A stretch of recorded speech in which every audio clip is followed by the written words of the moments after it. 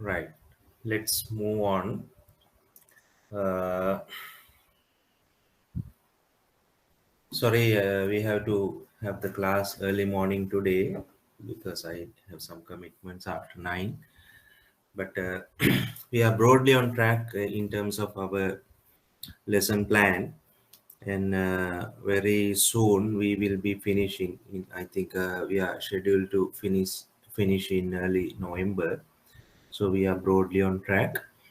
And Let me also remind you, next Sunday, we don't have uh, classes, right? We don't have classes, but let me check for another day, alternative day, to cover that session. For the time being, I would say there will be no classes for next Sunday. Uh, and at the same time, I think IBSL then now they have basically set up revision classes. I don't know whether the timetable is out. Uh, so for survey of financial system, there will be, I think, roughly 2 or 3 days, if I'm not mistaken, 2 or 3 days, and we will have good time in terms of discussing, because I remember most of you were suggesting to have some discussion on past papers and also model questions for you to get some hands-on experience before you attempt into the exam. So I think these revision sessions would be very helpful for that matter. uh, those are some few announcements before we start. Last week we were discussing about financial instruments, and uh, their features, mainly uh, traded in the financial markets for the purpose of uh, completing or doing transactions in the financial market. I remember we discussed these bond instruments, which are very important debt instruments in the financial market. Bonds are actually two types: the government bonds and as well as private bonds. Although the ownership or the issuer is different, most of these bonds are working in the same way. For example, we discussed these different instruments of bonds. Now, these instruments are very common to private bonds as well as public bonds, which means government bonds. Because in order to value a bond, to see or to calculate the price of a bond, all these features matter. So, whatever the instrument or who has it, regardless of the issue of the bond, whether it is the government or the private sector, you have to calculate the bond value. For that matter, you have to have these features. So that's why I said, so it's common. And I remember we discussed about this holding period return. Uh, what is the total return you derive by having a particular instrument? So we discussed this in terms of bonds. This holding period return can also be applicable for stocks as well. Now, in the case of a bond, we looked at this price change and we call it a capital appreciation, right? Sometimes it could be a negative value also, because you purchase a bond at a certain price, and when you are selling it, maybe the price has gone down. So capital appreciation could be positive as well as negative, which means it could be a capital gain or could be a capital loss, both sides. And then we have the cash flows in a bond. What you have is basically coupon payments, right? In 3 months or 6 months or as you agree, you get coupon payments for the bond. So that holding period return is very clearly calculated for the bond.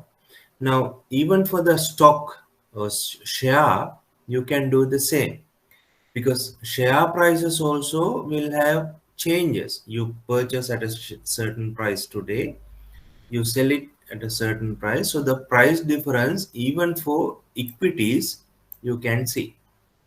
So very same approach. So for equities, what are the cash flows? Do we have cash flows for equities? What do you think?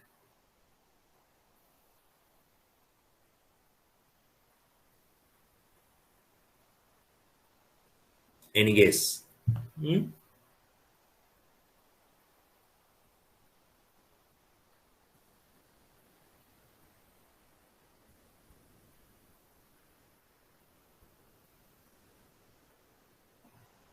Hello, are you there?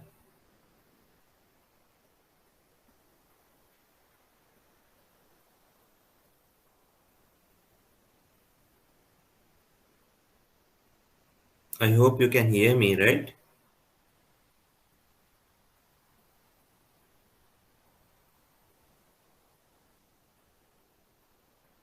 Yes, sir. Good morning. I Good morning. think yes. Any answer? Yeah, yeah, the What are answer the is cash flow. I think There are cash flows, yes. yes.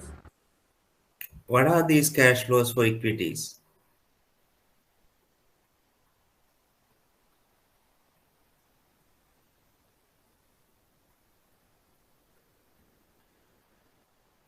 They are actually dividends.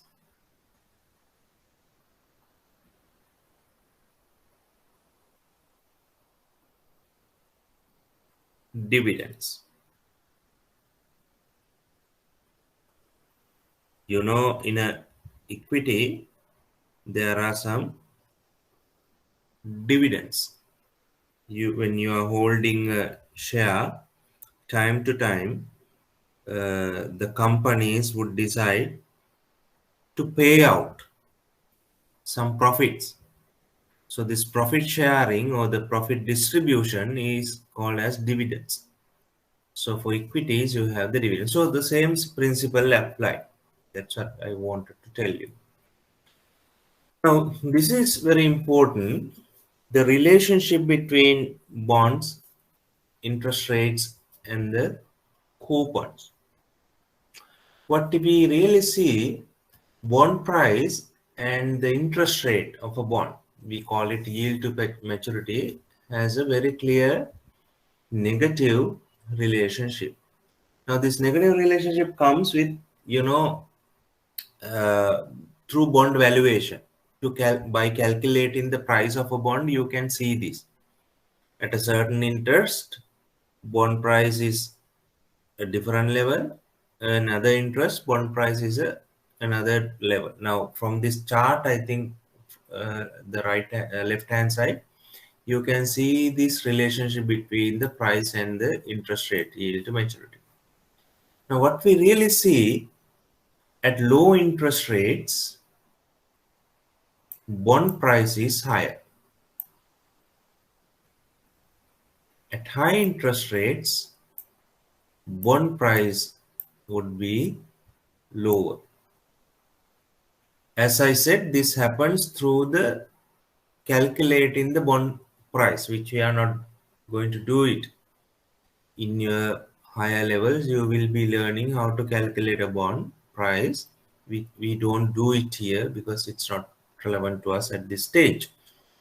So when you are calculating the bond price, you will see when you change the interest rate of the bond, the price will be different. These different prices at different interest rates will give you a curve like this, a downward sloping or negatively sloping curve. So when interest rate falls, the price of a bond will increase.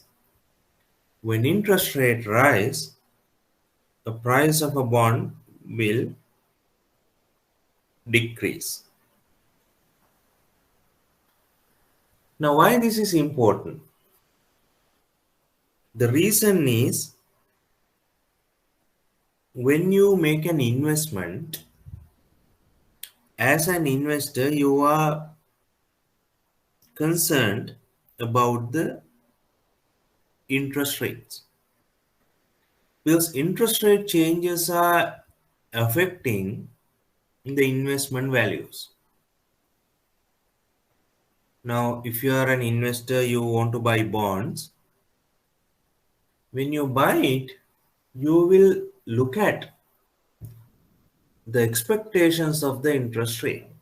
Whether the interest rates are going up or going down is a concern for the investor, for bond investors, because he will have a capital gain or a loss because of these interest rates. Now, if you go to this chart again, for example, let's say you are an investor today, you buy a bond at 6%. So when you buy the bond at 6%, roughly you pay 1,100 for the bond. Right? Now, as an investor, let me remove the other.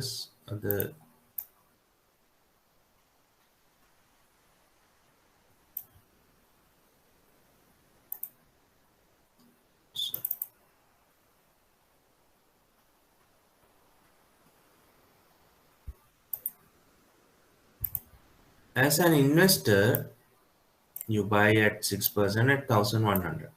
As an investor, what you would expect is to make capital gains, interest rates to go down. So if interest rates go down in the future, when you are selling the bond in the future, you will have capital gains. You purchase at this place.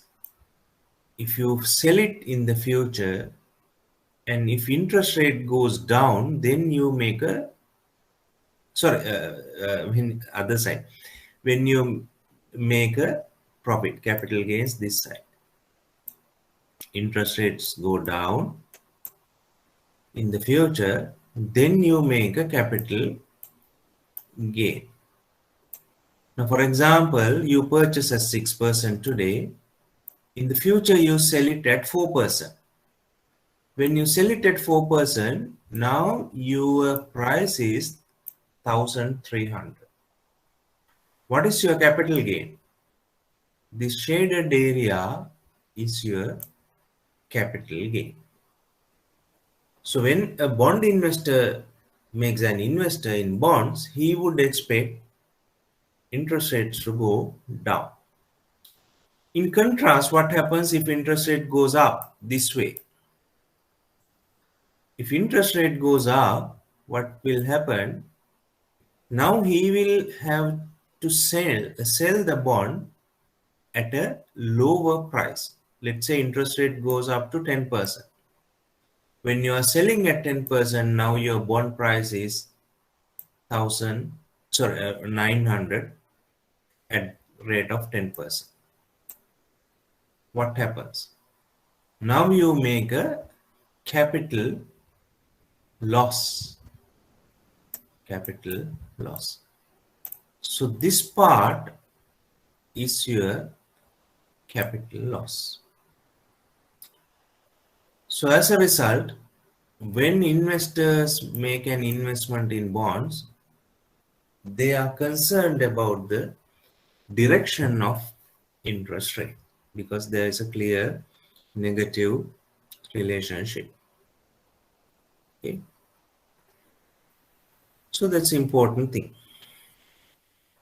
Now another concept that we need to understand is there is a concept called premium and par bonds or premium and discount bonds.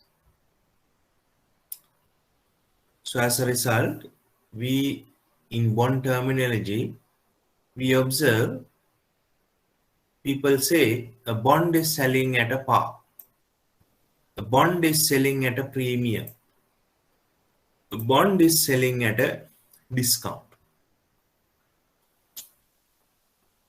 So It's very simple to understand these par, premium, and discount. The main reason behind this becoming a par bond, a premium bond, or a discount bond is the interest rate.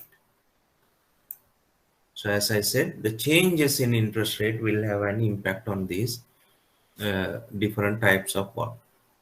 Par means your interest rate equals your coupon rate.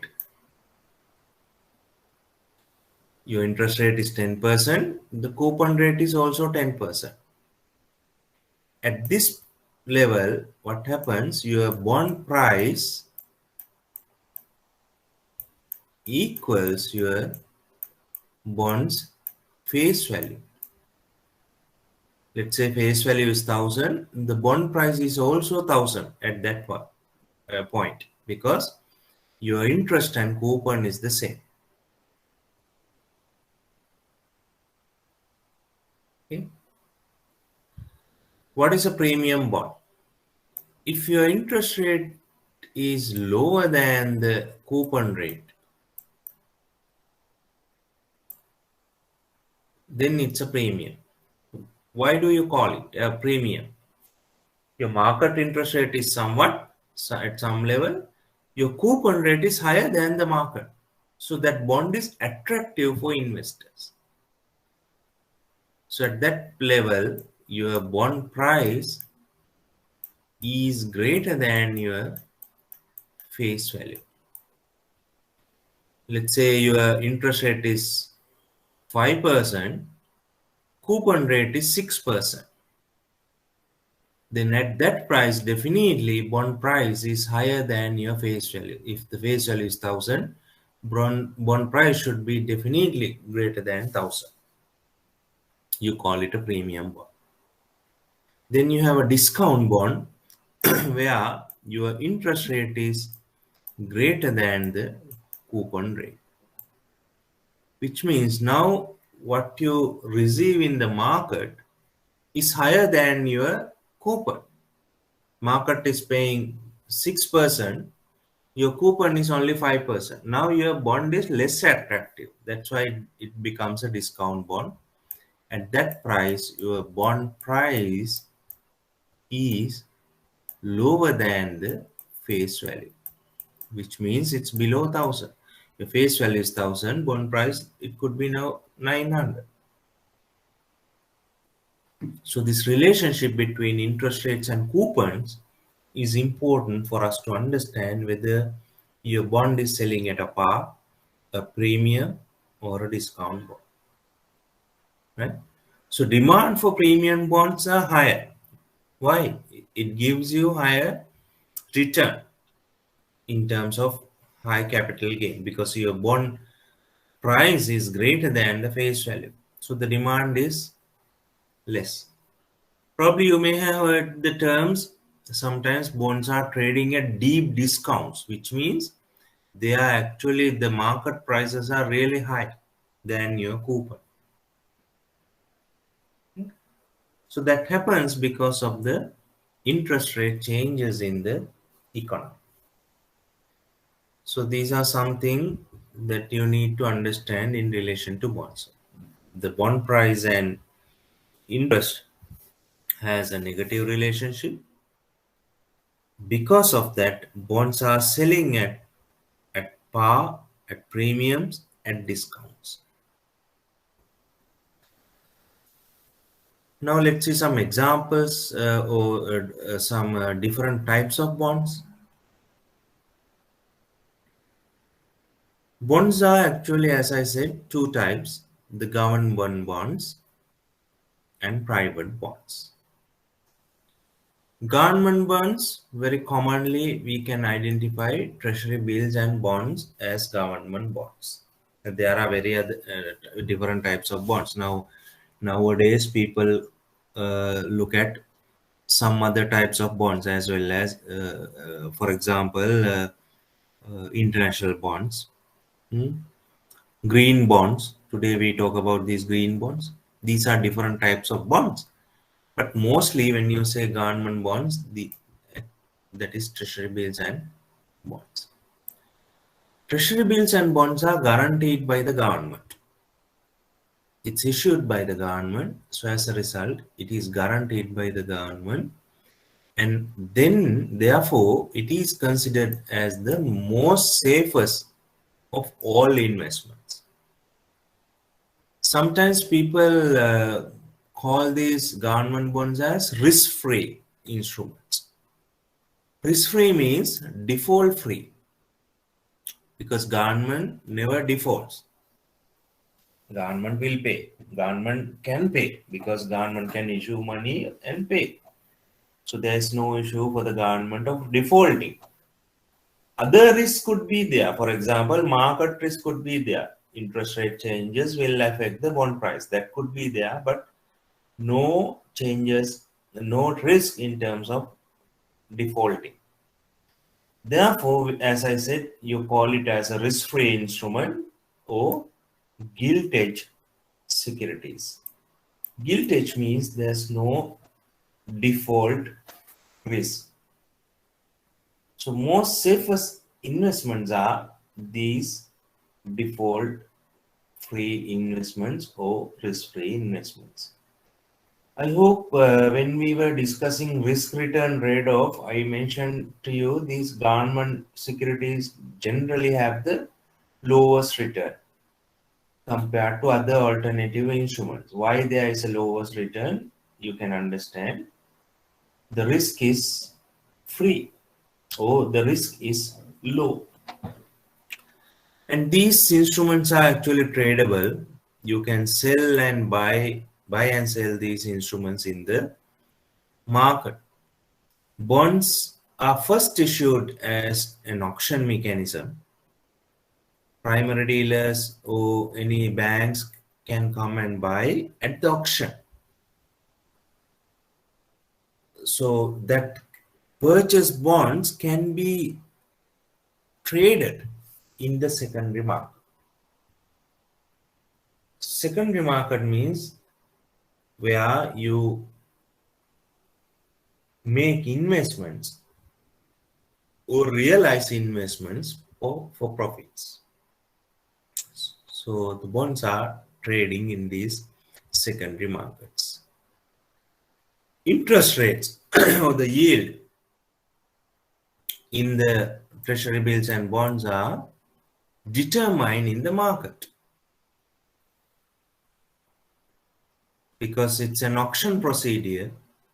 In the auction, these bill yields are determined, right? So there is no authority determines the interest rates of the bond. They are market determined. So here we have a comparison for bills and bonds. Bills are mainly short-term instruments. Why you call it a short-term instrument? It's only up to 1 year. Right? Normally, when you say government bonds, people refer to treasury bonds. But even a bill is a bond. You will see why it is a bond and which type of a bond. So treasury bills, they are short-term, up to 1 year. Maturity is 1 year. And they are the most marketable instrument. Treasury bills are very marketable because it's short term. Then you call it a very liquid instrument. Why liquid? You can sell it at any point because people think treasury bills are very closer to money. When you have a treasury bill in the market, you can quickly sell.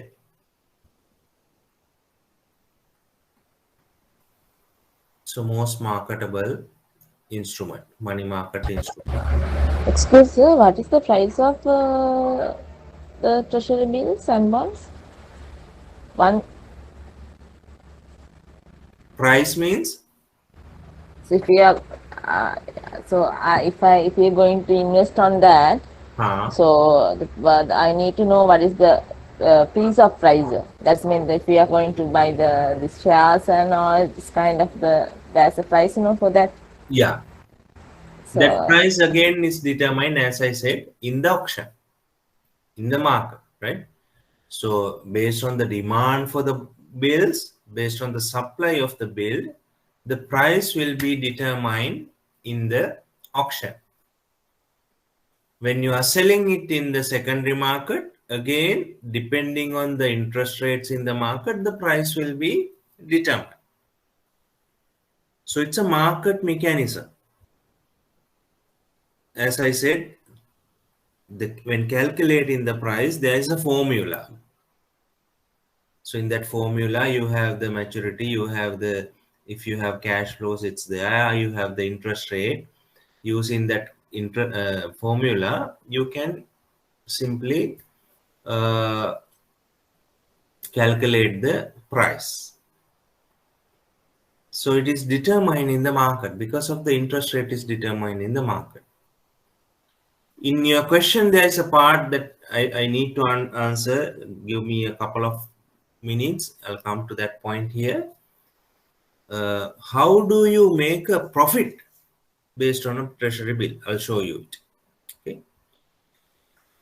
And treasury bills are issued for different maturities: 91 days, 180 days, 82 days, and 364 days. So 3 months, 6 months, and 12 months are the conventional maturities for treasury bills. No country issues treasury bills other than these three maturities: 3 months, 6 months, and 1 year.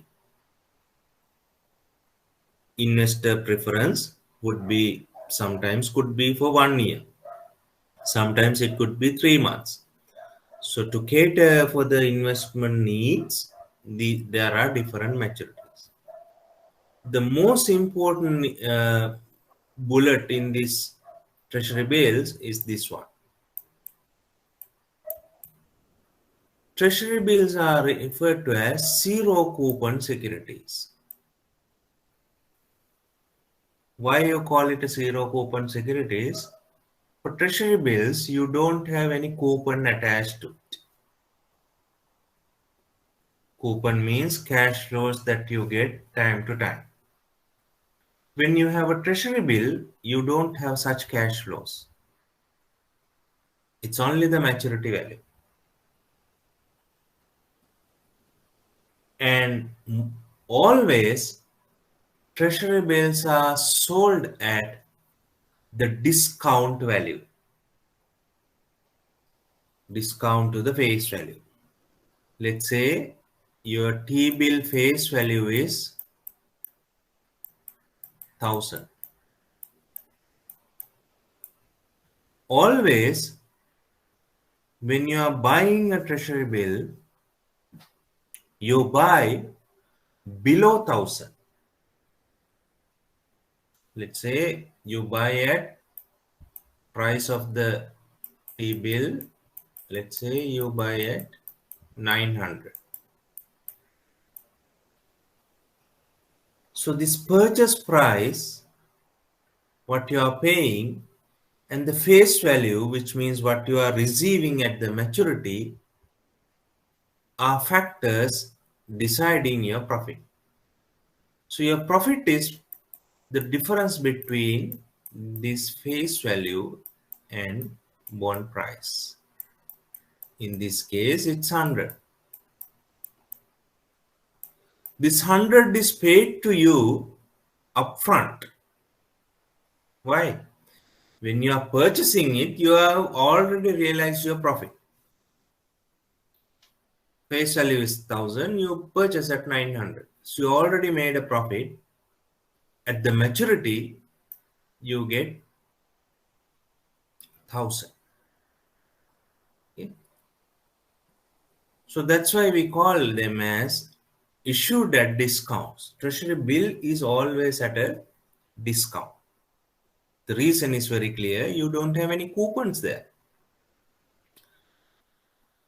If you have coupons, then you cannot issue at a discount. It could be a premium or even it could be a par. Okay.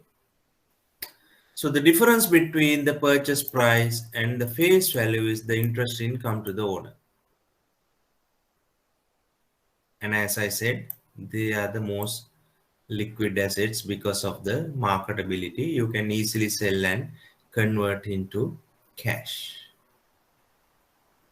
So I told you, even a treasury bill is a bond. Which type of a bond? It's a zero coupon bond where you don't have any coupon attached to a bill. Okay. Then we have treasury bonds. Treasury bonds are medium to long term government securities. Medium to long term means the maturity could range from 2 years to 30 years. These are the common maturities, 2 year to 30 years. Some countries even issue for 40 years. I have heard some Latin American countries have issued for bonds even for 100 years. It's too long.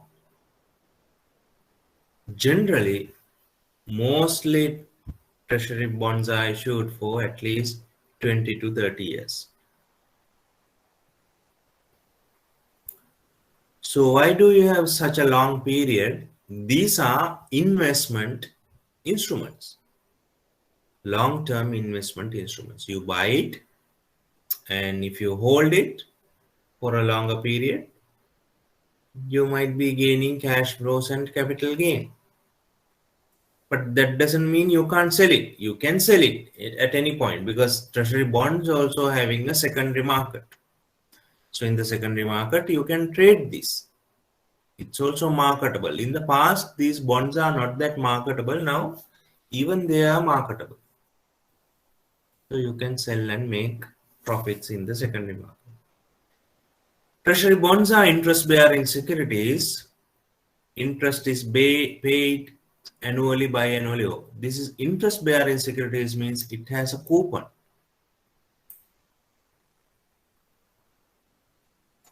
Coupons are the regular cash flows. Could be in 3 months, 6 months, or 1 year. If you hold a bond, you get a coupon payment. If there's no coupon, it's not a bond. You'll have to have a coupon.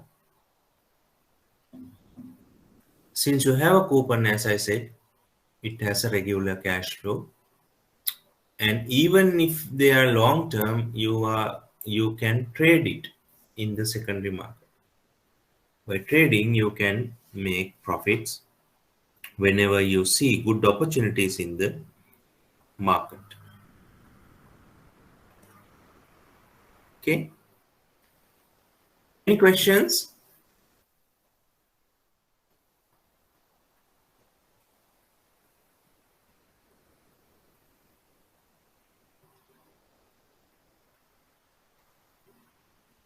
All clear?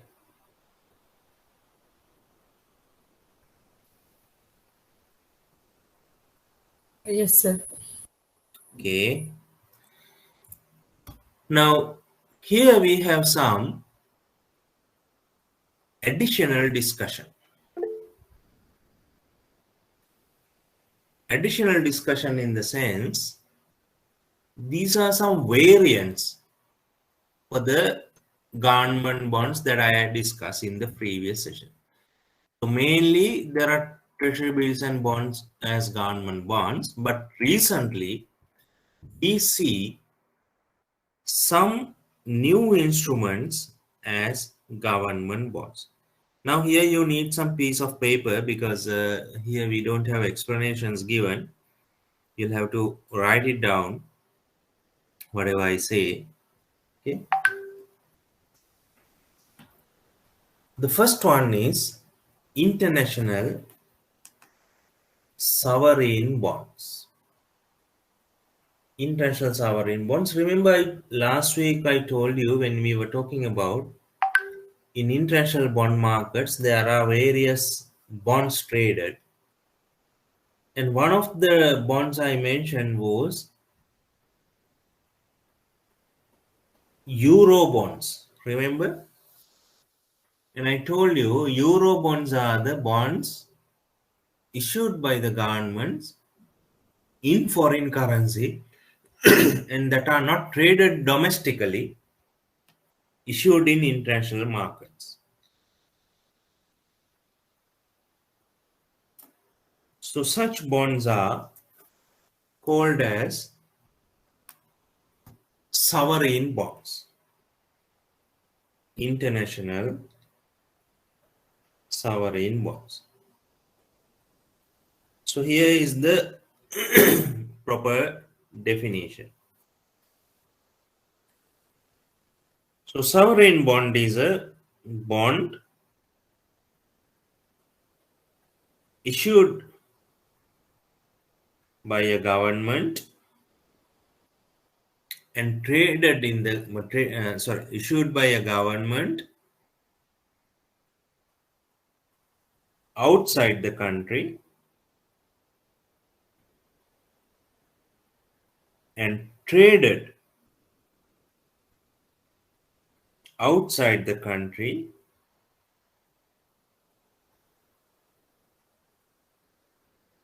denominated in foreign currency.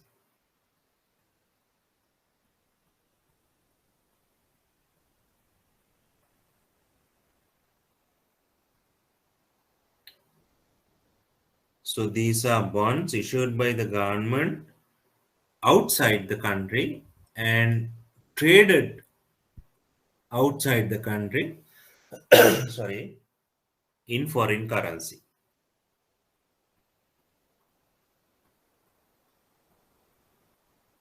Why does the government issue these? Why does the government issue? To raise international funds.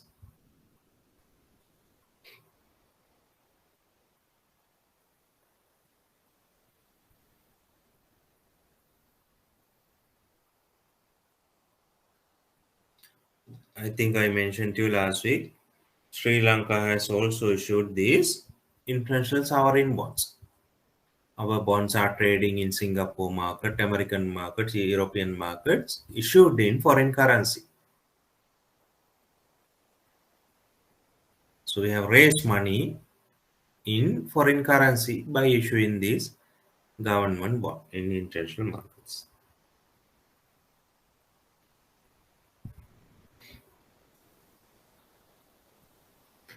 Then we have panda bonds.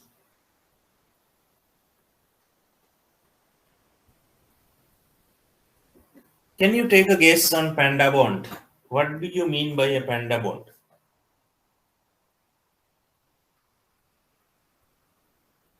Hmm? Is it a bond issued by a panda?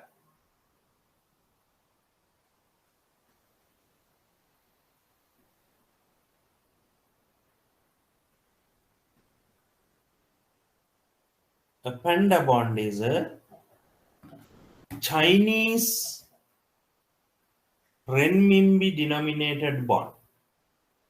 Chinese renminbi denominated. Renminbi means Chinese currency. Chinese renminbi denominated bond issued by a foreign government or a non-Chinese issuer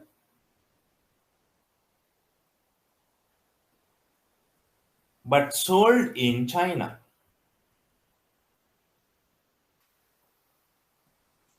It's a Chinese renminbi denominated bond issued by a foreign government or a non-Chinese issuer but sold in China.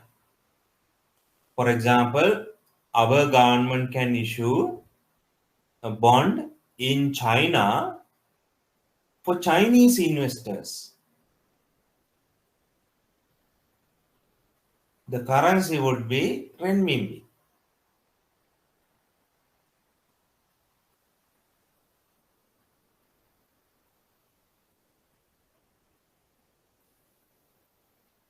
So these are some new concepts.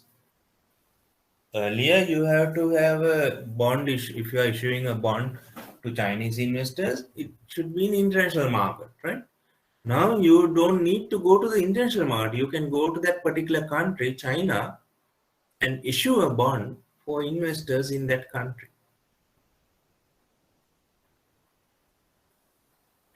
I think in the same way you can understand a samurai bond. The word samurai indicates is Japan. So what do you mean by a samurai bond? It's a yen denominated bond issued by a foreign government or a non-Japanese company, non-Japanese issuer,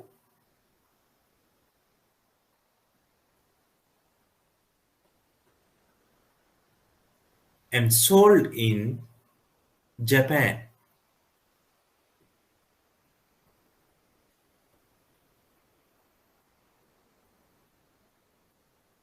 It's a yen denominated bond issued by a foreign government or a non-Japanese issuer company and are sold in Japan.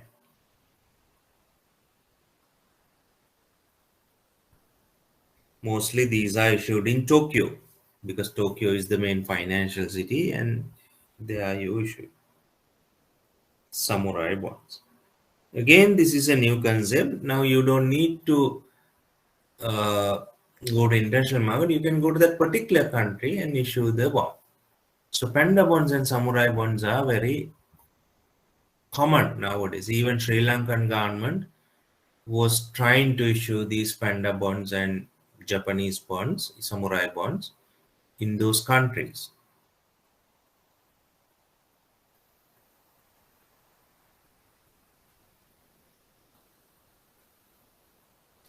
Those are some different types of bonds that we can see. Then we have these sukuk bonds. Sukuk bond, sukuk word is an Arabic word, right? Indicating a financial certificate. Sukuk bonds are the bonds issued by Islamic countries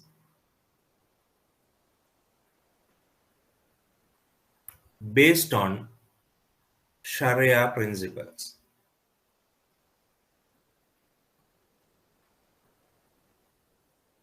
So this bond is a bond issued as an instrument of Sharia compliance. In Islam, you have these Sharia principles. Sharia principles means no interest, profit sharing. Likewise, there are some principles, right, in Islamic belief. And the sukuk bonds are issued in compliance with that Sharia principles, mainly in the sense predominantly issued in the Islamic states.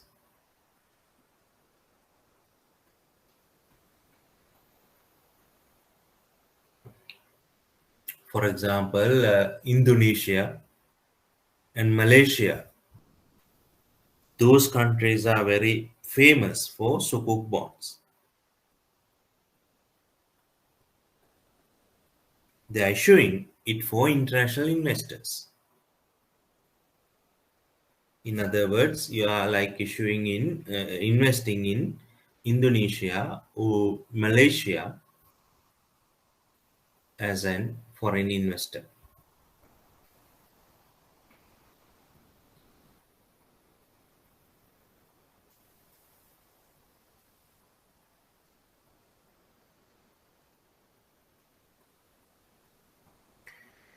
Last type, green bonds.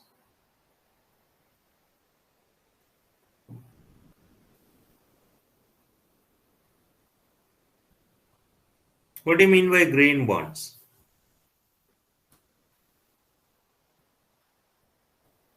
I have put up a picture here because this is the most latest innovation in this bond markets, the green bonds. Green bonds are issued by the countries or companies to raise capital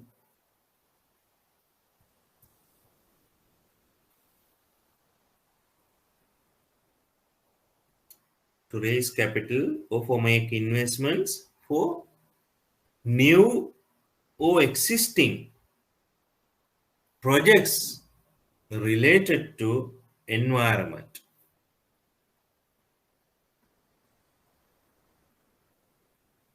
These are specifically to support climate related or environmental related projects.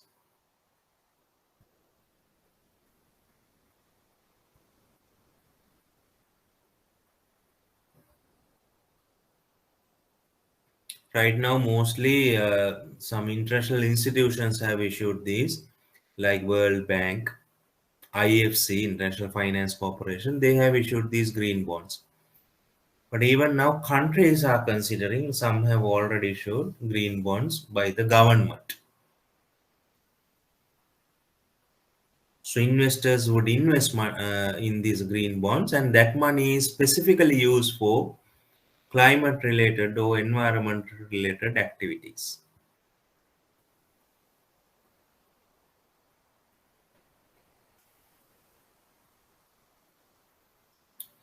So those are some variants relating to bond instruments. Now here we do some calculation. This is important for our exam. Bond yield equivalent or returns of bonds. Even if we say it's bond, actually in your exam this is limited to a bill, right? So this part actually we don't do. So here we look at the bond yield equivalent or return of a bond for your investment. Now I mentioned to you, always you buy a bill at the at the discount from the face value. So if your face value is 100, when you are buying a bill, you always pay a value less than 100. So your price always less than the face value. Now, when you purchase a bond less than the face value, what is your return? That's what we calculate here. So for that matter, we use this important formula. So you have to keep that in mind. F minus P divided by P divided by T. Right? So F means your face value. P means purchase price. In some books, you would see this FP, PB. Right?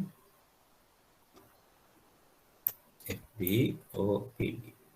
Sometimes you might see FP minus P, whatever. You're subtracting the bond price from the face value and take it as a share of the price of the bond. And divided by T means time factor, fraction of a year. We know for a bill, always it's a fraction of a year. It could be 3 months, it could be semi-annual or annual. If it is 3 months, obviously it's 91 divided by 365 or 4. If it is 6 months, 81 divided by 364 or 5. This is actually a convention. Always this is 0.25. Always this is 0.5, right? So if you know the maturity, you know whether the fraction is 0.25 or zero point 0.5. Okay. So here we have an example. Let's say you buy a bill face value at 100 and you buy it at 98, right? What, and it's a 3-month bill. What is your return? So here the calculation is done very simply.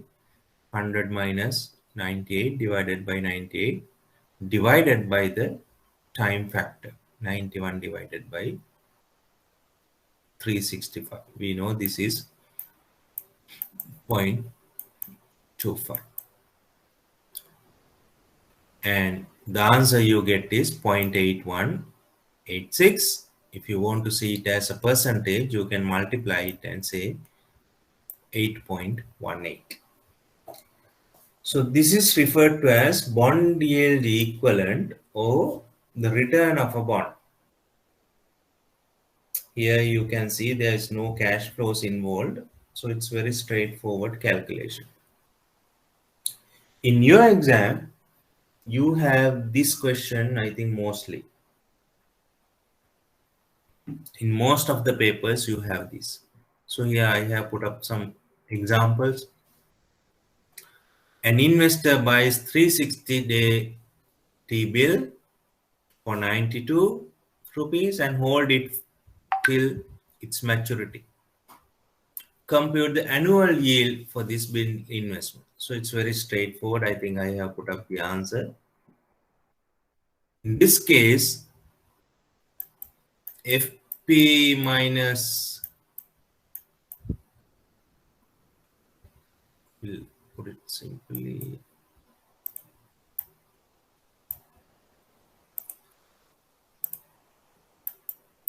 F minus P divided by P uh, divided by time factor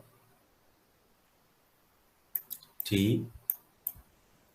Here you can use divide or multiplication, but when you use multiplication, your T should be expressed in the other way around, right? That you have to keep that in mind. So F means in this case 100. 100 is not given, but since you are given the bond price, you can assume the face value. Since you are given the bond price as 92, I think it's very rare your face value will become 1000. So it should be very close value 100. So 100 minus 92 divided by 92 into 100. Here you don't have a time factor applicable. Why? It's an annual bill, 364 days. So time factor equals now 1.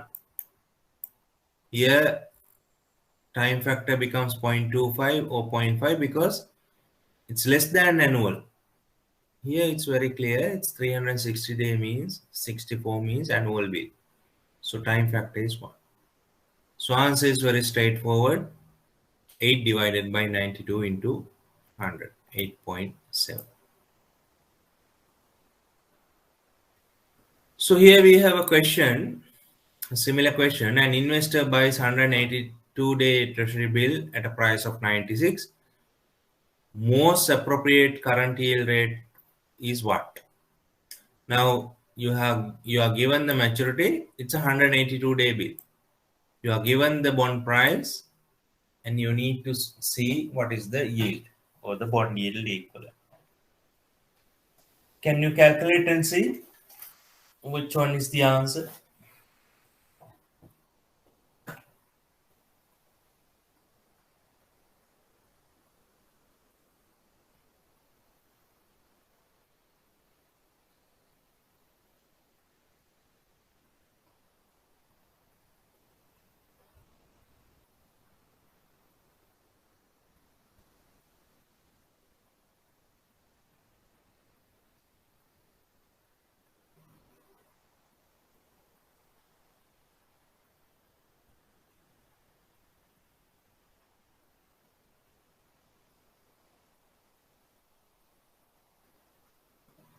8.3. 8.33. So I think it's very easily calculated. Fp F minus P divided by P and the time factor. Right? F is 100, P is 96 divided by 96 into what is T here? 0.5.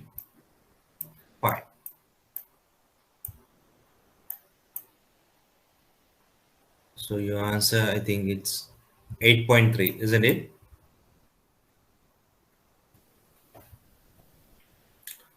Then what is a zero coupon bond?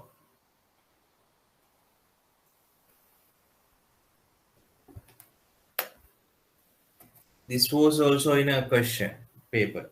What is a zero coupon bond?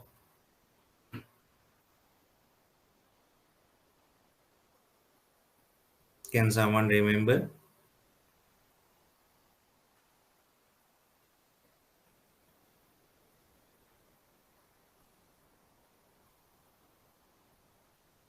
Treasury bill. A treasury bill.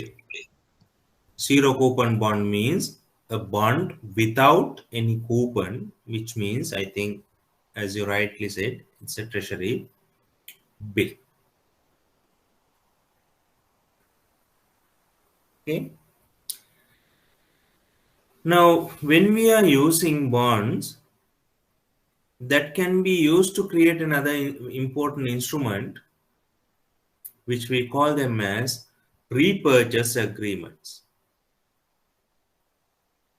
Repurchase agreements.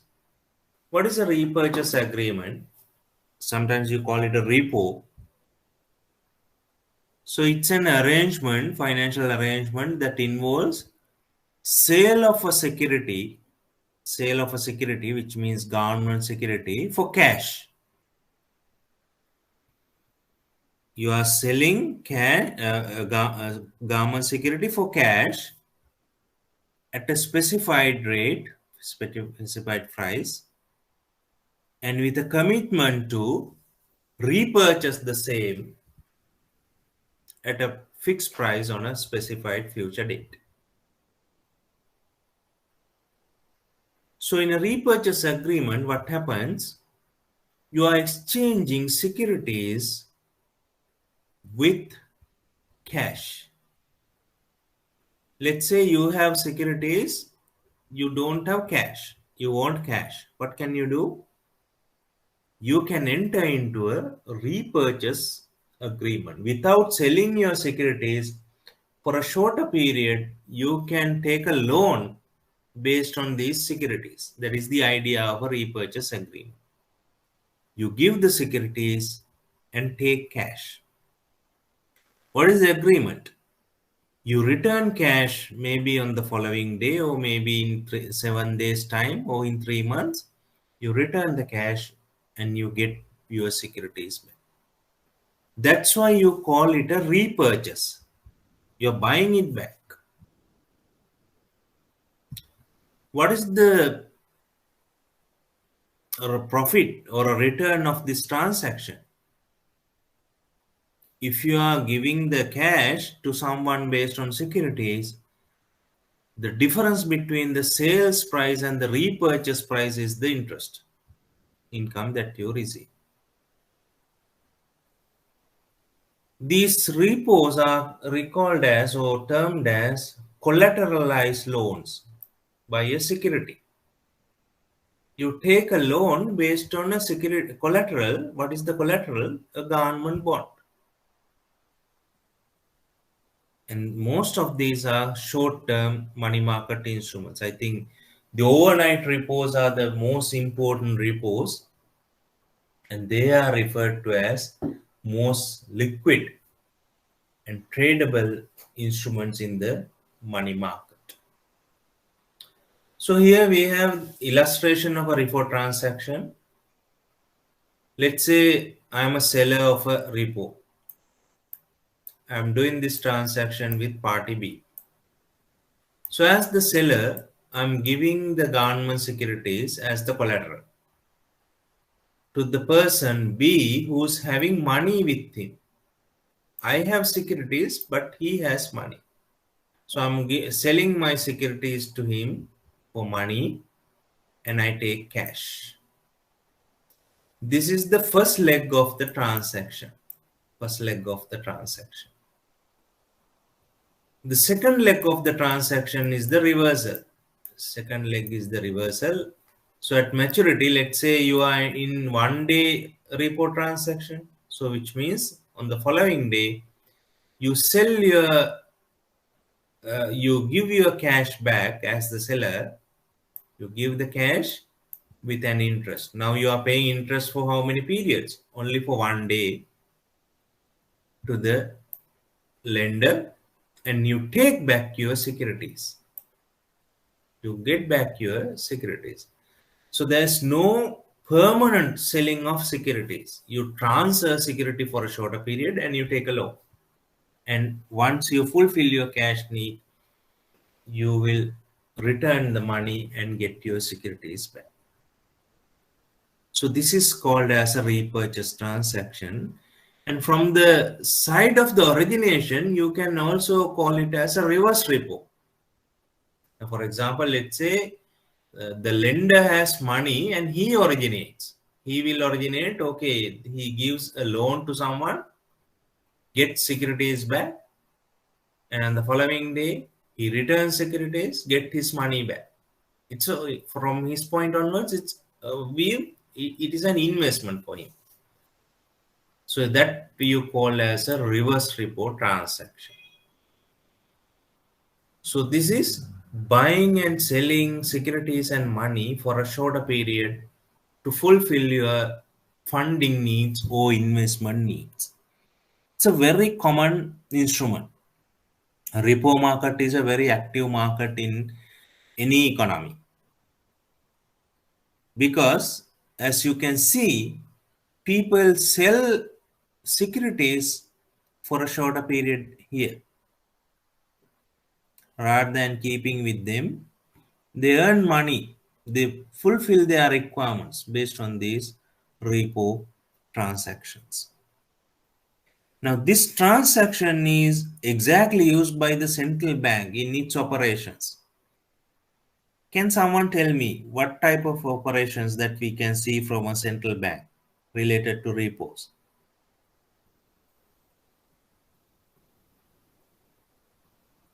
Let's see whether we have a very smart student who has followed my discussion throughout very clearly.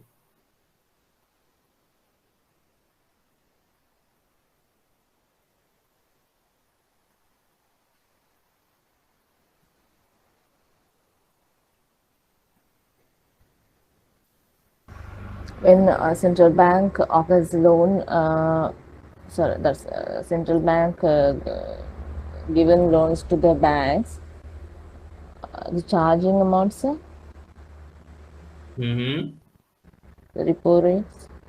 Yeah, there is a specific operation done by a central bank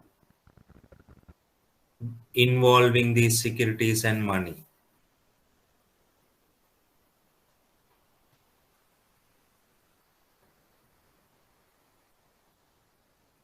Any idea?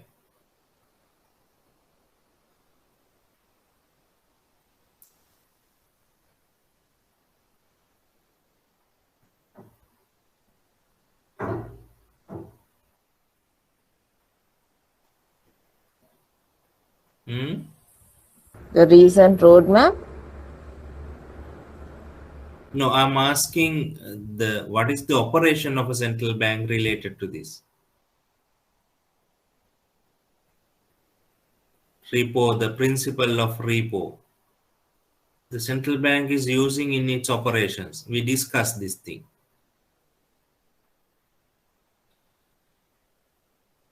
Hmm?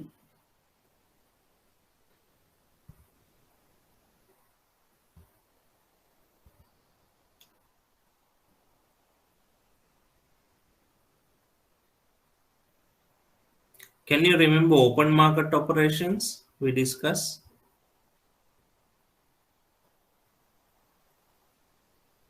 In open market operations, the central bank is doing the same. Can you remember I told you when central bank is, when banks are having excess money, they come and deposit with the central bank in this repo transaction. They have excess, they come to the central bank and deposit.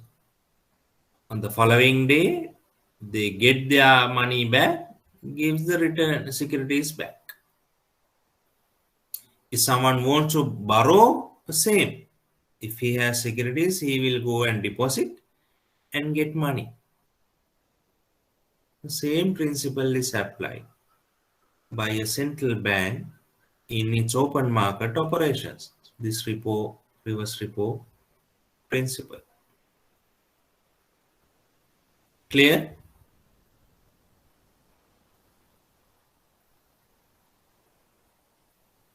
In the market also, you have this transaction. Then the other type of bonds are the private bonds.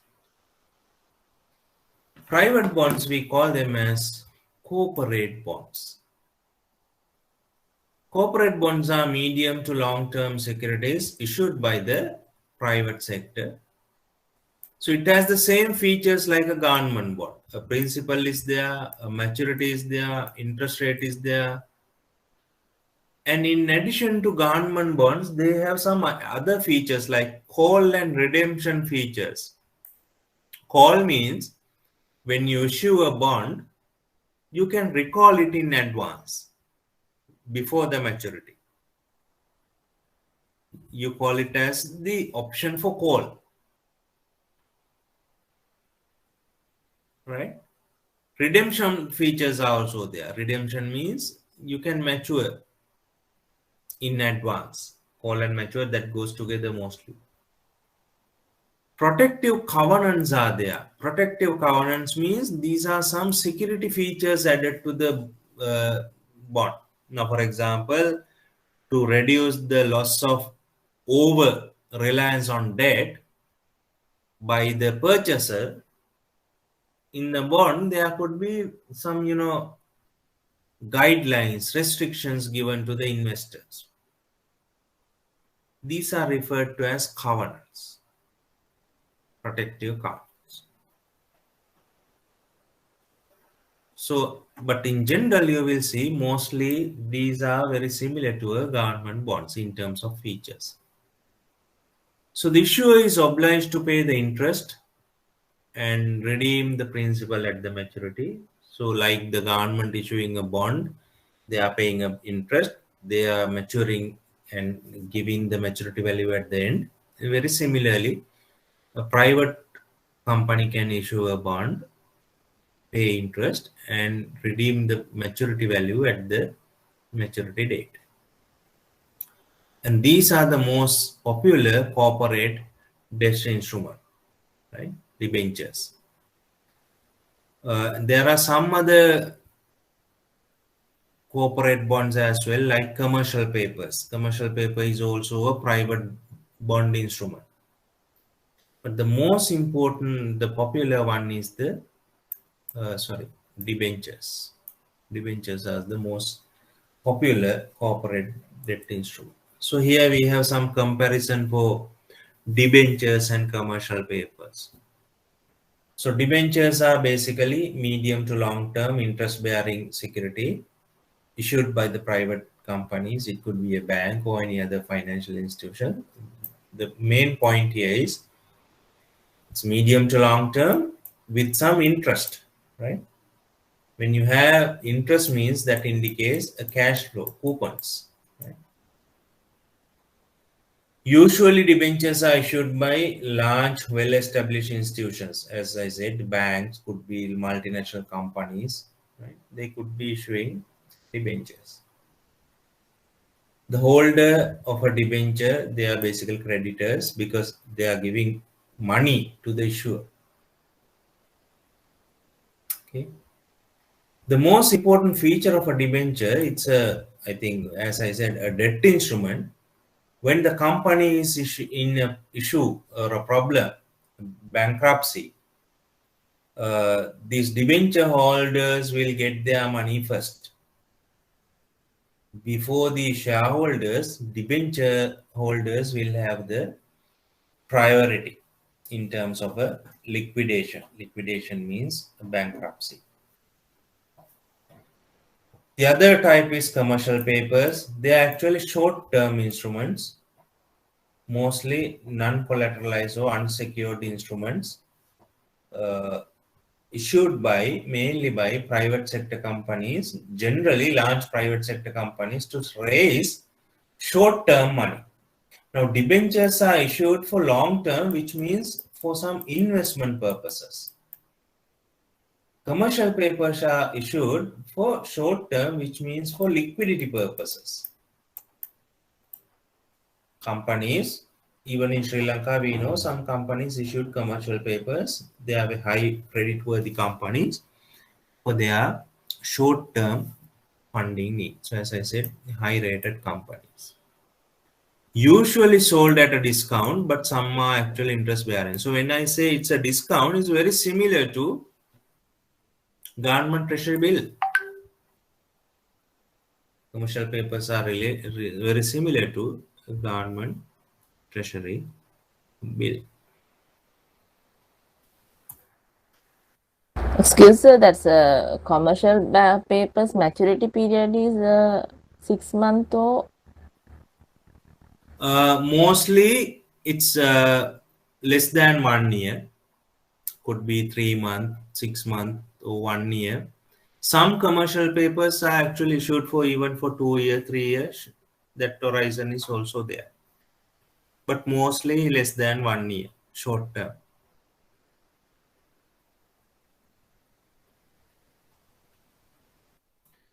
so I have seen same question in the past paper. So answer was given in the 6 months. That's why I asked. What is the question? Uh, but I want to go through the paper, sir, because I Right. have done. Maybe the question is what is the most tradable or most used commercial papers? No. No, the maturity period of the commercial paper. That was the question, I think. Really, but Yeah. not only 6 months. There could be some other also. Check the Okay. question and let me know. Okay, sir. Okay. Then shares. Actually, here you have a mistake. You cannot say these are debt instruments, right? So cut this word debt instruments. So we are talking about shares. Shares, right? Because same slide has been copied, so there was a mistake. Now we talk about shares. I think last week also we discussed these share market, and I defined shares at that moment as well. Shares are securities representing a portion of ownership of a company. In other words, a claim on the company's earning an asset. A shareholder has the ability to claim company's earnings and assets, right? Earnings means net income. Asset means whatever available in the company in terms of in terms of its assets, short term, long term, whatever the assets. Shareholders are paid dividends. We already know it, which means a percentage of a share of the profits of the company. If the company director board decides to pay a dividend, then shareholders they get a dividend. There are residual claimants. Now, residual claimants means I told you bondholders, they are debt holders, they get their money first in a liquidation, in a bankruptcy. But in the shares, they get their money last. After all have been paid out, they will get their money, right?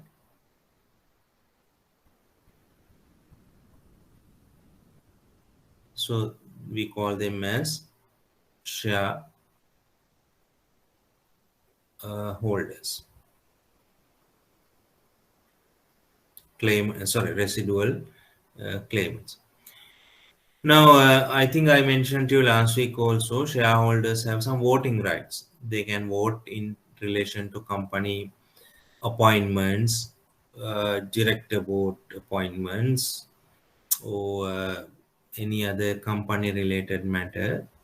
They can have the voting rights. And then types of shares. Shares not exactly the same. Every share is not the same. There could be some various types of shares as well.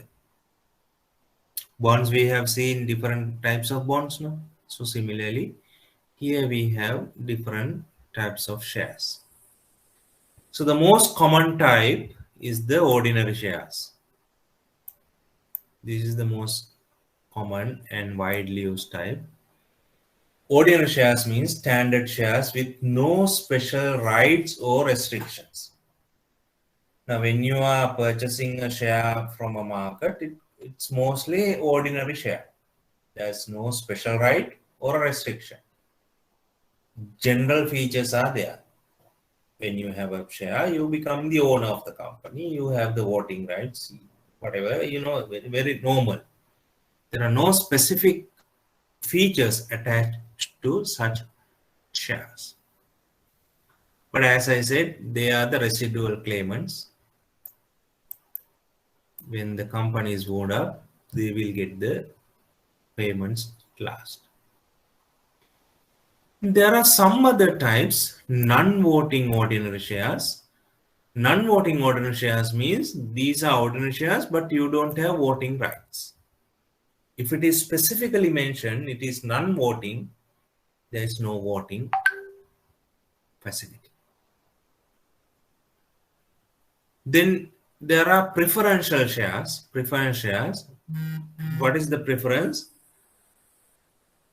You have the preferential treatment when annual dividends are distributed to shareholders. So such shares receive a fixed dividend and no voting rights. Now, when you have a preference share, every year you get a fixed dividend, but no voting rights. So this is a very similar to a kind of a bond in that nature. Why? You get a cash flow. Fixed dividends are paid for you. So it's like a bond. A preference share is like a bond. You get some permanent cash flow. Cumulative preference share. In a cumulative preference share, the holder can have the dividend to be accumulated for successive years. Now, without getting the dividend, you are allowing to accumulate it, carry forward it.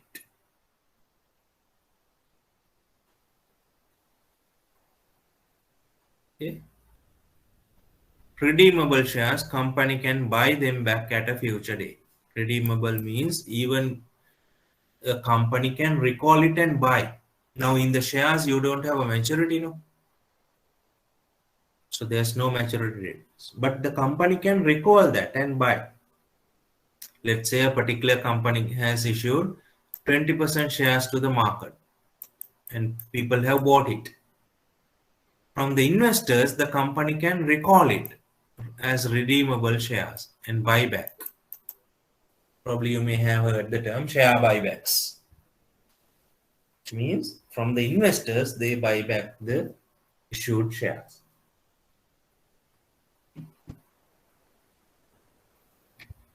I think we already know if you have a share, you get two types of income. Dividends. Dividends are periodical income, could be every quarter, every uh, 6 months, but there's no guarantee. It completely up to the management of board of directors of the company. So dividends are some uncertain incomes because it's not always paid.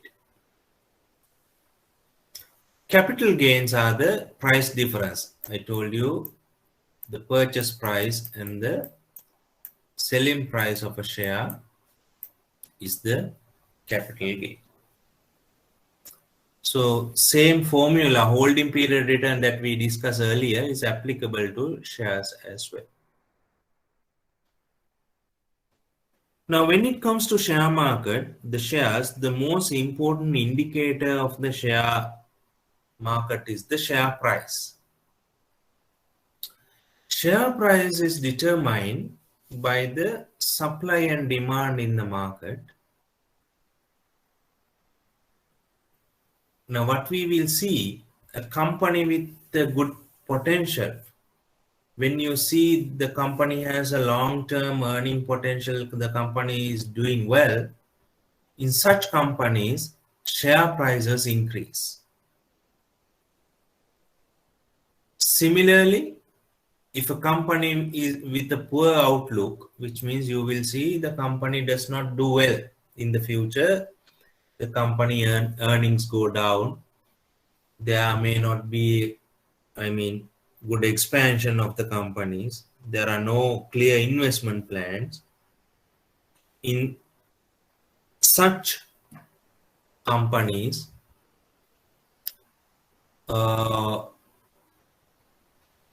share prices could go down.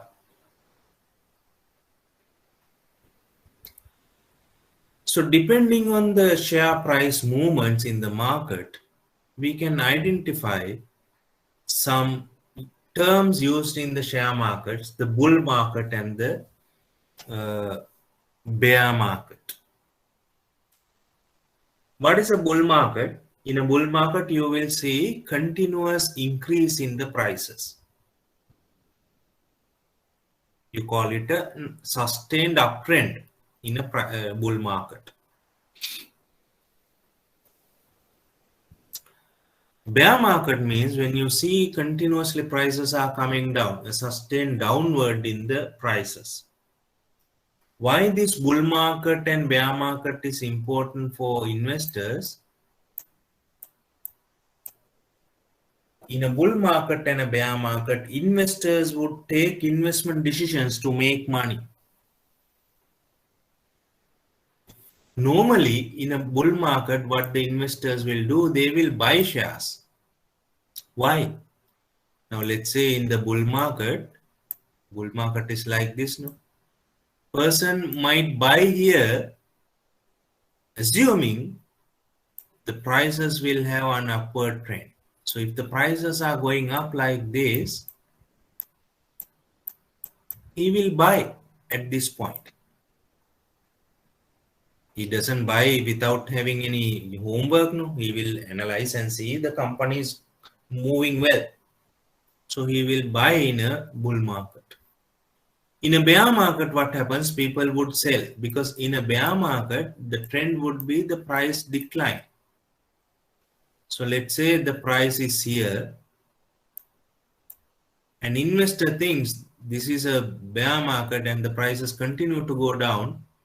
If the prices move to here, he will make a loss of this amount. So what he will do when he sees the prices are going down, he will sell at this point. So in a bull market, people buy. In a sell market, in a bear market, people sell. When the market came into a very sluggish situation, a lowest level, then people again start buying. Because now the prices are very low, they know the prices will pick up in the future and then they will start buying. So the share market behavior, the investor behavior is entirely dependent on the price movements. The price movements are the indication of the future performance of the company.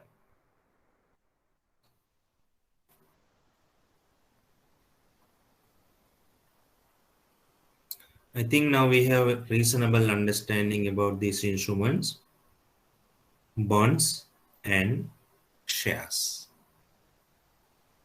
When we talk about shares, the other related type is the unit trust. I think in the previous week, I mentioned to you what are these unit trusts. So it's a collective investment. What do you mean by a collective investment? A large number of investors pool their money together to create a larger investment fund. Now, I told you in a unit trust, mostly what we will see, the small type of investors, small scale investors are with a unit trust. Some, well experienced or large companies are with the share market because they directly go to the share market and invest. People who do not like to go to the share market because they are small and they have no experience in the share market, they come to the unit trust. And unit trusts are issuing small units for them to invest, and that investments are actually a kind of a collective investment pooling a large asset base. And that money, that large pool of money can be invested in various places, in share market, in real estate market, in government securities, or in derivatives, wherever. As the managers, the fund managers would see good potential, they would go and invest to make money. So when a profit is made, that profit can be distributed among the unit trust holders as their return. Okay. Venture capital also we discussed, I remember last week, the product we discussed, venture capital. It's money, actually we discussed the financial institution of the market, but the product here we discussed is money provided as seed capital for an emerging country. I told you these venture capital funds are investing in the companies by way of purchasing their equity. If it is a small company, these venture capital firms come and buy their equity as a method of infusing capital to that small company.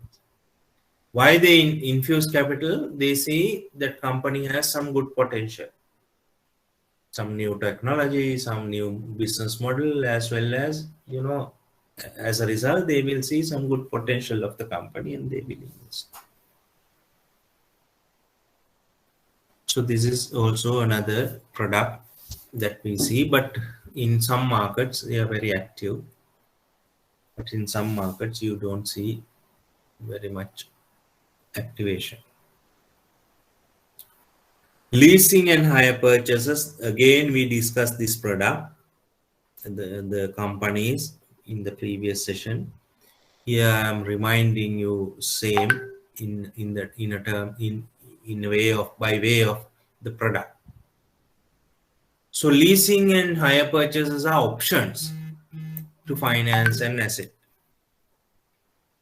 right? It's an option to finance an asset. Leasing means accommodations to provide or accommodations provided to finance purchase of a capital or a durable equipment. In a leasing, what happens? People provide money, institutions provide money, that product is supplied to purchase a capital or a durable good. For example, vehicles, machinery, buildings, the factories, people lease because they are long-term type of assets. In a lease agreement, we know a legal owner is the lessor, basically who is lending the asset. lending the equipment to the lessee who's making the payment for the usage of that asset in principal, with the principal and interest, right? So the lessee, we call him as lessee, he receives all the benefits as well as cost of using the equipment. Legal owner, the lessor reserves the absolute ownership, and at the end of the period, this legal ownership can be transferred to the lessee. For example, if I am a borrower from a leasing company, I pay capital and interest for the usage of the asset during that period, and at the end of the period, the ownership will be transferred to me. That happens, the legal ownership. In a hire purchase, again, it's very similar to a lease. We call it an installment purchase, where the hirer agrees to pay the cost of the equipment in different installment over a period of time. It's like you are renting. You rent an asset. Hire purchase means you hire or you kind of a rent. But in this rent agreement, you have the option to own. Now, in a leasing, at the end of the period, the ownership is transferred. In a hire purchase, at the end of the period, you have the option to buy it, option to own it, right? But it operates in the same way. Sometimes this difference between hire purchase and leasing comes from the tax treatment in some countries. In Sri Lanka, I remember, the difference came because mainly from the taxes. But other than that, the operation was basically very similar. In Western countries, especially I think in Europe, this hire purchase model is very famous, rent to own. People use these assets by paying a rent, and at the end they own. Another important feature of this hire purchase, mostly sometimes we see some used assets are for hire purchases. You can buy used vehicles as hire purchases, right? A used vehicle is not a good may not be in the good condition, so you are not willing to purchase it. You can use it during the hire purchase time, right? But both are happening through a proper agreement. It's like a loan, giving an advance.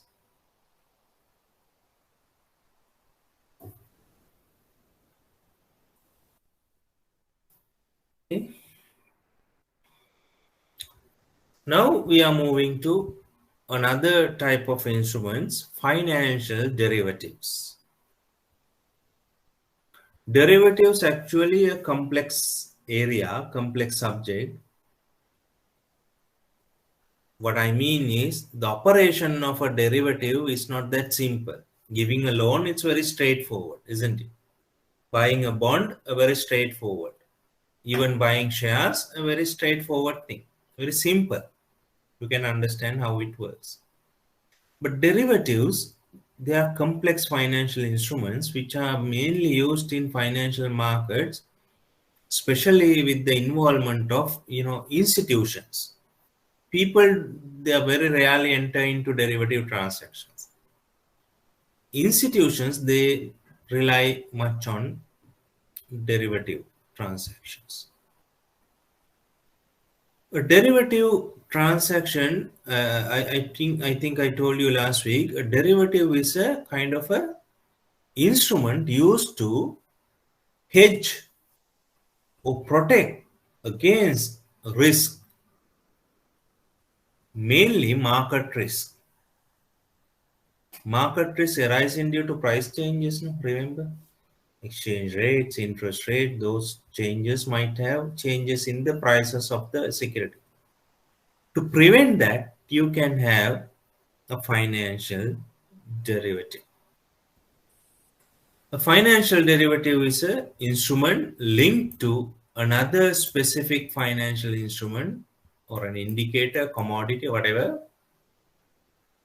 through specific risk. So this product is meant to address the risk. So value of the derivative comes from the linked asset, or which means the underlying, you call it the term as underlying asset. A derivative always has an underlying asset. So as I said, they are used for risk management, hedging. Hedging means against some protection against financial losses. And also some people use derivatives for arbitrage between markets. Arbitrage means you are buying and selling in one market and buying and selling in another market the same security for profit. For example, you purchase currency in market A at a certain price, you sell currency in market B at a certain price. So the difference will make a profit that you call as an arbitrage profit. So arbitrageurs use these financial derivatives. Even the derivatives can be traded.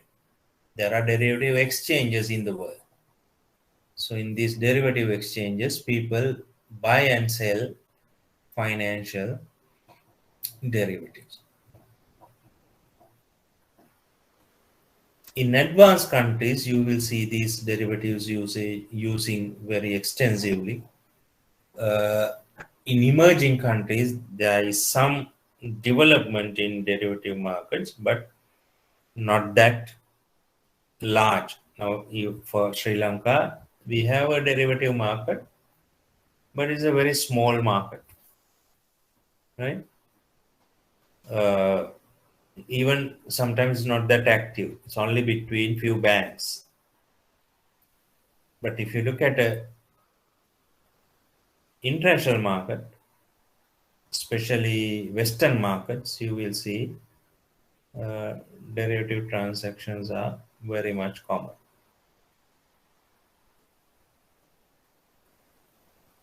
Okay. Now let's look at some of these derivatives in detail to get some understanding about these derivatives.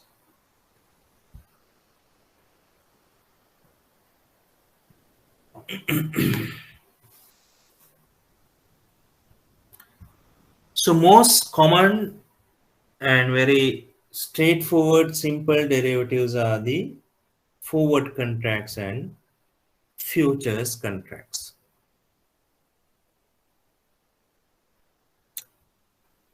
Forward contracts, I recommend you have some idea about these simple definitions, right? In our paper, we don't have very lengthy or very comprehensive questions, but at least we should have some basic understanding about these instruments.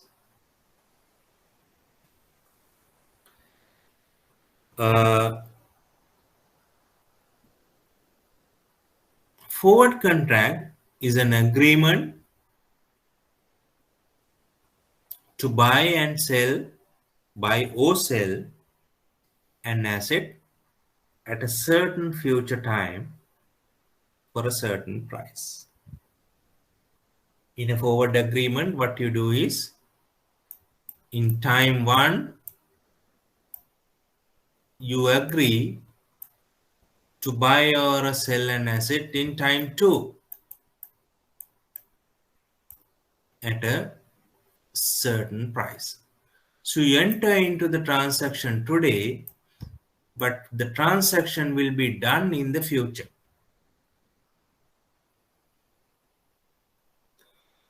The future transaction will be done based on the price agreed at price today in this forward contract. Now, forward contracts are mostly happening in the over-the-counter market. Over the counter means we have discussed this OTC market. Remember, OTC market means very decentralized market. There's no central location like an exchange. It's a decentralized market where a lot of buyers and sellers trading over the phone or electronic media for financial assets. Remember, I told you the foreign exchange market is a very most famous OTC market. So as a result, forward contracts are very much popular in foreign exchange markets. Remember we discussed these forward exchange rates and all that applicable to forward contracts, right? So forward contracts in simple agreement to buy and sell buy and sell an asset at a future date at an agreed price, but it happens through the OTC market mainly. Okay. In contrast, a futures market, same thing happens. It's an agreement to buy or sell an asset at a certain time in the future at a certain price. So the same model, same thing. But only difference in a futures contract, they are normally traded in an exchange. So in the world, as I said, there are exchanges for derivatives. So in those exchanges, futures are mostly traded. Probably you may have heard the term commodity futures market. Commodity means for certain goods, there is a futures market. Even for agricultural goods, you can have a futures market where you have some formal or some standardized way of doing this transaction, which means using an exchange. If the derivatives are traded through an exchange, you call it a futures contract. Otherwise, forward and futures are broadly same. Okay.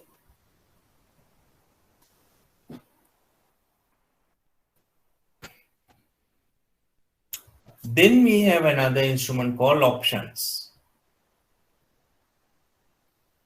Options are traded both in exchanges as well as in over-the-counter market. What is the significance of an options derivative? In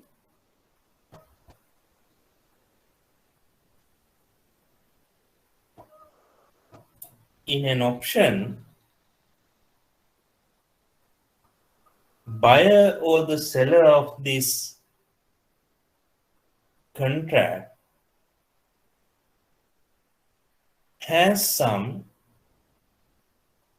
option to buy or sell the asset at a specified price and at a specified date based on their preference. So the buyer or the seller, he will have some preference in the future if you have these options derivative. As a result, the options are two types: the call options, put options. So in a call option, the holder, if I am the option holder, I have the right to buy the underlying asset by a future date at a certain price. I have the right to buy. If I want, I can buy. That's why you call it an option. Put option means the holder, he has the right, if he wants, to sell it in the future. Now you might think, why any contract can buy or sell now? Why you have these options? Don't forget, these are contracts between two parties. So in this derivative contract, you have the flexibility, you have the option. If you want to sell it, you can sell it.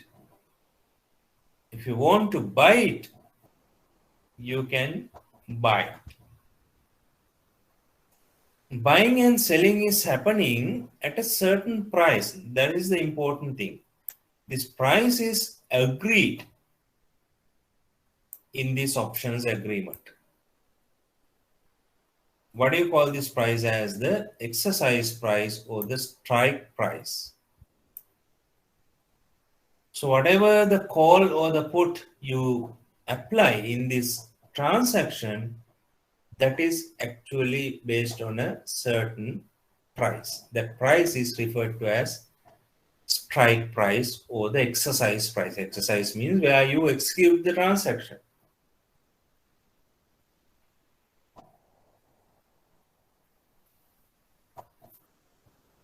And this contract has a maturity as well. This transaction is for specific period.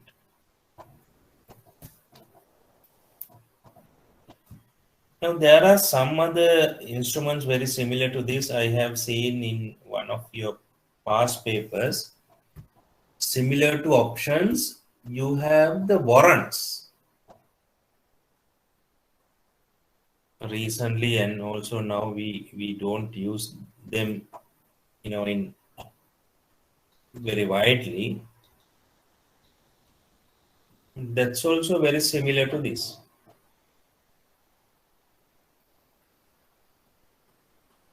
Very similar to this. Warrants are mainly applicable for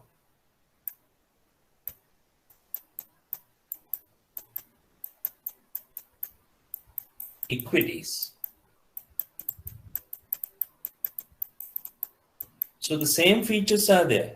Warrants are derivatives that gives the right to buy or sell a security at a certain price before expiration. Right? Why you call it a warrant? Because they are mainly into equities.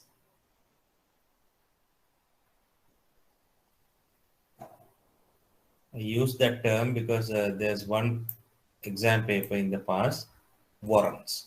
They're the same thing. Options and warrants, very similar instruments, but warrants are mainly into equities. Here I have this exam slide on warrants. A warrant is a derivative that confers the right but not the obligation to buy or sell security, normally an equity.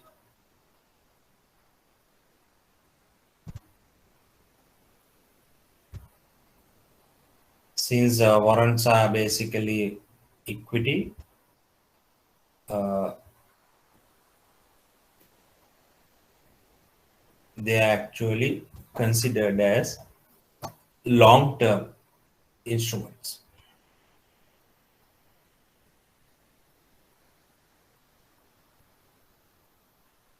Long-term derivatives. Options mainly short-term instruments. Even the equity markets, you have options, not only warrants, but they are considered as short-term instruments. Right? And we are left with some other derivatives, couple of derivatives. Under these derivatives, we have these swaps, credit default swaps, and some structured finance. We want to give some, brief understanding on that as well.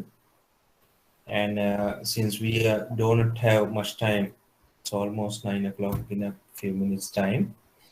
We will next week we will look at the Sri Lankan instruments as well, because some of you wanted to have a discussion on the Sri Lankan instruments. So I'll very quickly run through and let's look at some of the questions as well. And after this, I think we are mostly done with the financial market securities, and then I think we can move to our last part of the discussion, mainly the financial system related issues for the system related discussions. Okay. Shall we stop at this point? As mentioned, next week, I'll confirm anyway. Most probably we do not have classes next Sunday morning, but we will meet usually at a usual time, 8 o'clock in the following week.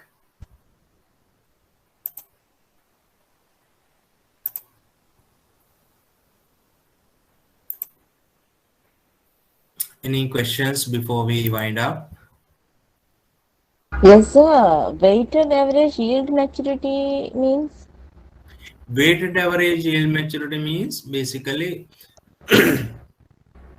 now in the auction, in the treasury bill auction, I told you, different bids are coming. Various parties come and bid. When these bids are there, those are individual bids, right? At a certain point in time, when the supply and demand is matched, the interest rate is determined. That interest rate has two concepts. One is the cutoff rate. Cutoff means, let's say you have 50 investors. Out of 50 investors, you go down until you fulfill your requirement. Then your cutoff rate may be by 30th investors, you will fulfill your requirement. So that is the cutoff interest rate. Weighted average means you take the volume of each investor and their interest and you calculate an overall average. That is the weighted average interest rate yield. Clear? Yes, sir. Thank you. It's not the simply average of all interest rate, but you have to consider the volumes of each investment. Can you remember AWPR calculation? I told you. It's very similar to that. Considering all investors' bids. Okay. Right, let's stop and we'll meet next week. As I said, not next week, week after. But if I have a change, I'll let you know in advance. Okay, thank you. Thank you very much, sir. Thank you. Thank you, sir. Bye. Thank you, sir.